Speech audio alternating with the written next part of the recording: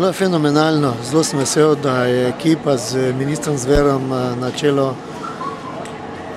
odigrala svojo vlogo, da smo naredili dobro predstavitev, dobro promocijo Maribora in Slovenije in da smo si zaslužili, da dobimo to univerzijado. Nekateri poročajo, da smo bili edini kandidati, ne pa poročajo o tem, da smo poskrbeli, da smo bili edini kandidati.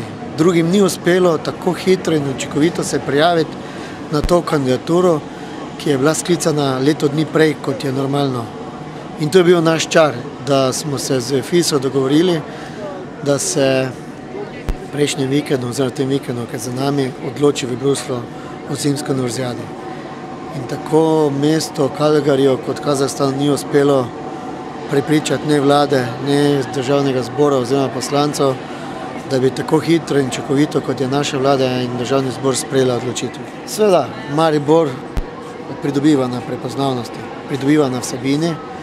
Želim, da Maribor spravimo nazaj na zemljevid, ne več samo Slovenije, ampak Evrope.